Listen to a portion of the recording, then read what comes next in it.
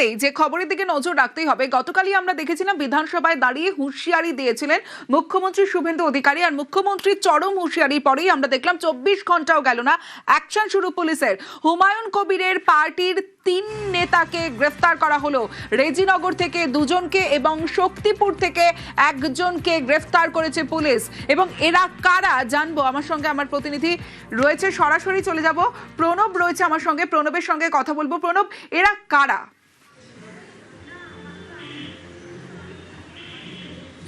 দেখো, মুখ্যমন্ত্রীর হুঁশিয়ারির পরেই কিন্তু আমজনতা পার্টির 3 নেতৃত্বকে গ্রেপ্তার করলো রেজিনগর থানার পুলিশ ও শক্তিপুর থানার পুলিশ।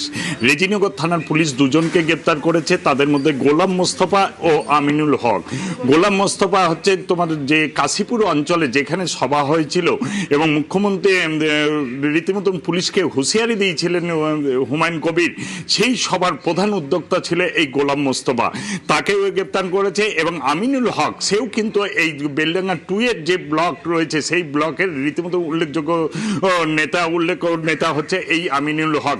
এই 2জনকেই গতকাল রাত্রিবেলাতে তাদের বাড়ি থেকে গ্রেপ্তার করেছে। অন্যদিকে তোমার শক্তিপুর থানার পুলিশ আনিসুর রহমান বলে এক নেতাকে, আমজনতা উন্নয়ন পার্টির এক নেতাকে গ্রেপ্তার করেছে। এবং এই আমিনুল হক সে হচ্ছে যে বহরমপুর সাব ডিভিশন শহর রয়েছে, মহকুমা রয়েছে, তার সহসভাপতি। এবং পুরো যে তোমার শক্তিপুরে যে সভা হয়েছিল এবং সেই সভা থেকে যে হুঁশিয়ারি দেওয়া হয়েছিল পুলিশকে, রীতিমতনভাবে উস্কানিমূলক বক্তব্য রেখেছিল, তারই যে সভা অর্গানাইজ করেছিল সেই তার অর্গানাইজার ছিলেন এই আনিসুর রহমান। এবং তাকেও কিন্তু গতকাল রাত্রিবেলাতেই কিন্তু তাকে গ্রেপ্তার করেছে। এবং এই 3জনকেই আজকে বহরমপুর জেলা জজ কোর্টে পাঠানো হবে এবং 7 দিনের পুলিশ হেফাজতে চেয়ে। এবং যদিও হুমায়ুন কবির তিনি কলকাতা থেকে জানিয়েছেন যে আইনের পথেই এর মোকাবিলা হবে, এবার এরপর যদি কোন রকম হয় তাহলে কিন্তু তার ব্যবস্থা হবে বলেও কিন্তু তিনি জানিয়েছেন। বেশ, কি বলেছিলেন গতকাল বিধানসভায় দাঁড়িয়ে মুখ্যমন্ত্রী শুভেন্দু অধিকারী, শুনবো। আমার মনে হয়েছে যে এনাফি জানাব, সময় এসেছে এই ধরনের লোককে সবক শেখানোর। আপনাকে আমি পরিষ্কার বলছি, মমতা ব্যানার্জি মুখ্যমন্ত্রী নন। আপনি দুর্বল মুখ্যমন্ত্রী পেয়ে যা খুশি করেছেন, যা খুশি বলেছেন। আমি আপনাকে বলে গেলাম, আমরা 2টো এফআইআর স্টার্ট করেছি। এত বড় ক্ষমতা আপনাকে কেউ দেয়নি। আর আমি 1 সপ্তাহ পরে মুর্শিদাবাদে যাচ্ছি, আমি প্রমাণ করে দেব ভারতবর্ষের সংবিধান, আইন শেষ কথা বলে, কোন বাপের আবাদ শেষ কথা বলে না। আপনাকে সংযত হওয়ার, সতর্ক হওয়ার, এই ধরনের কথা প্রত্যাহার করার এবং ভবিষ্যতে এই ধরনের কথা বলার আগে 25 বার ভাবার হুঁশিয়ারি দিয়ে আমি সবাইকে আশ্বস্ত করছি। আপনারা ভাবছেন কেস হয়েছে, অ্যাকশন কবে হবে? যারা ওকে ডেকেছিল এই সভাতে তাদেরকে আগে তুলবো, তারপরে আপনার কাছে যাব। যা করার করব, আমি আশ্বস্ত করছি আপনাদের। আপনি ধরে রাখুন, এটা ওর শেষ বক্তব্য, ধরে রাখতে পারেন। এই সরকার আইনের শাসন প্রতিষ্ঠা করবে, গুন্ডাদের শাসন সমাপ্ত করবে, নিশ্চিন্ত থাকুন। হুমায়ুনকে চরম হুঁশিয়ারি মুখ্যমন্ত্রী শুভেন্দু অধিকারীর। 25 বার ভাবতে হবে এই ধরনের মন্তব্য করার আগে, এবং তারপরেই আমরা দেখলাম অ্যাকশন শুরু পুলিশের। হুমায়ুনকে চরম হুঁশিয়ারি এবং উস্কানিমূলক মন্তব্যে বিতর্ক। হুমায়ুনের বিতর্ক, রেশ বিধানসভায় লাগাম ছাড়া কথা বলতে দেব না, চরম হুঁশিয়ারি দিয়েছেন মুখ্যমন্ত্রী শুভেন্দু অধিকারী। আপনি কেন করছেন রাজনৈতিক কারণটা আমি জানি। এজেন্ডা 2 ছিল। 1 এজেন্ডা ভরতপুর, রেজিনগর, নওদায় সব নির্বাচিত পঞ্চায়েত যে দলেরই হোক ভেঙে আপনার পার্টিতে নিয়ে যাওয়া। আপনি সেটা করতে পারছেন না। আর দ্বিতীয় হচ্ছে, আপনি 2টো সিটে জিতেছেন, নিয়ম মেনে একটা রিজাইন করেছেন রেজিনগর। আগামী 2-3 মাসের মধ্যে উপনির্বাচন হবে, আপনি আপনার ছেলেকে জেতাতে চাইছেন। 72% মুসলিম আছে, মুসলিম ভোটকে কনসলিডেট করার জন্য আপনি এই খেলাটা খেলছেন। আপনি কান খুলে শুনে রাখুন, আপনাকে এইভাবে ধমক, হুমকি, বেপরোয়া, লাগাম ছাড়া কথা বলতে দেব না, দেব না, দেব না।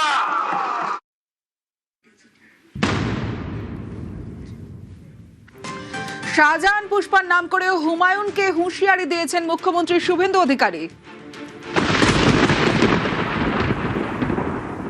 সন্দেশখালীতে একজন ছিল 2024 পয়লা জানুয়ারি বলেছিল তৎকালীন বিরোধী দলনেতা এলে তার হাত কেটে পায়ে, পা কেটে হাতে লাগাবে আর চামড়া ছাড়িয়ে মেদিনীপুরে পাঠিয়ে দেবে। ওর অবস্থা কি হয়েছে সবাই দেখেছে। একই টোন ছিল আরেকটা জীবন তোলার গুন্ডা ক্যানিং ভারত, ওর অবস্থা কি হয়েছে দেখতে পাচ্ছে সবাই।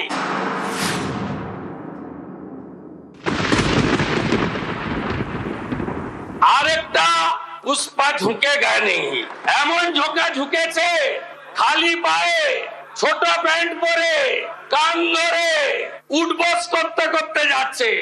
আপনাকে আমি বলে গেলাম পুলিশ তার ব্যবস্থা নেবে। উস্কানিমূলক মন্তব্যের অভিযোগে আমজনতা উন্নয়ন পার্টির বিধায়ক হুমায়ুন কবিরকে হুঁশিয়ারি দিয়েছেন মুখ্যমন্ত্রী শুভেন্দু অধিকারী। মুখ্যমন্ত্রী গরম, হুমায়ুন নরম।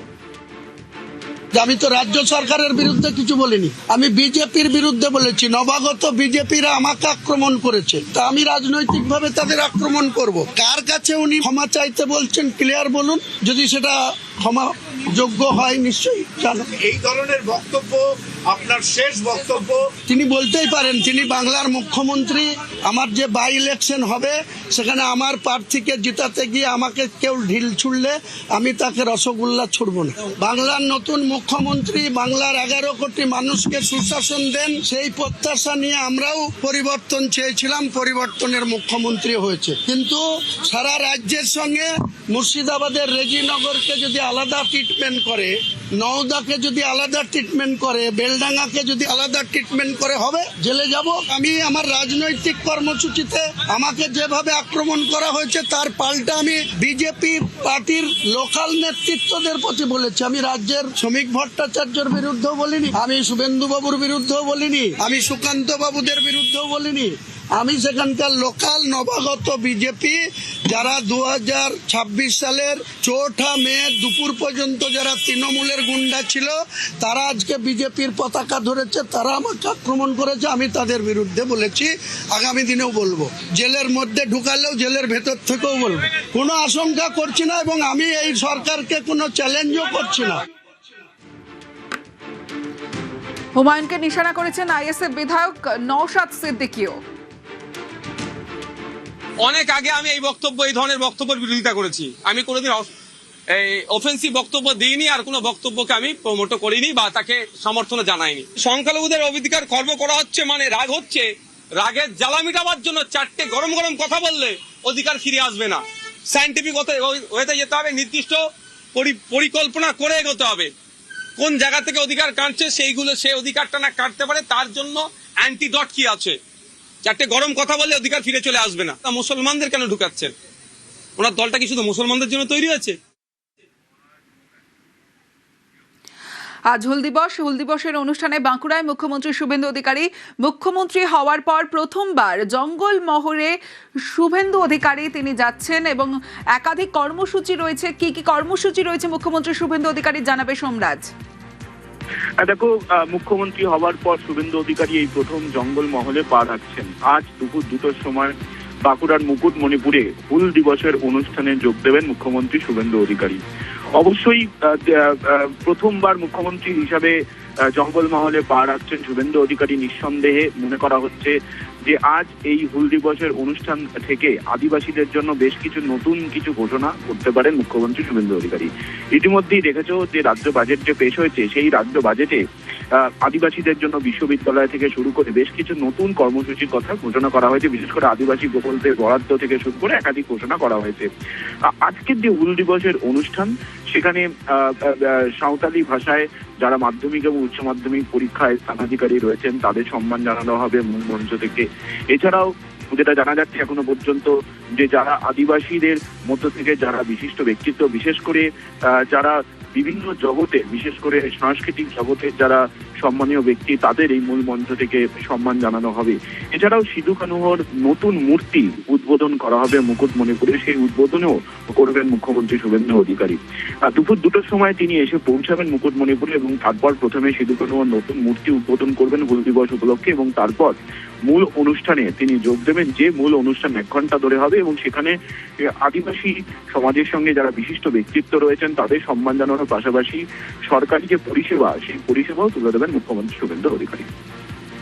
বেশ, হুল দিবসে সোশ্যাল মিডিয়ায় পোস্ট করেছেন মুখ্যমন্ত্রী শুভেন্দু অধিকারী। তিনি লিখেছেন, হুল দিবসের পুণ্য লগ্নে সাঁওতাল বিদ্রোহের অমর শহীদদের গভীর শ্রদ্ধা জানাই। ব্রিটিশ ঔপনিবেশিক শাসনের বিরুদ্ধে বীর নেতা সিধু কানহো চাঁদ ভৈরব এবং অগণিত শহীদদের অদম্য সাহস, তেজ ও আত্মত্যাগ ইতিহাসে চিরকাল এক গৌরবময় অধ্যায় হয়ে থাকবে। নিজেদের জমি, অধিকার ও আত্মমর্যাদা রক্ষায় তাদের অবিচল নিষ্ঠা আজও আমাদের ন্যায় ও সাম্যের পক্ষে দৃঢ়ভাবে দাঁড়ানোর প্রেরণা দেয়। আজ আমরা তাদের অদম্য সাহস এবং চিরন্তন উত্তরাধিকারীকে সম্মান জানাই।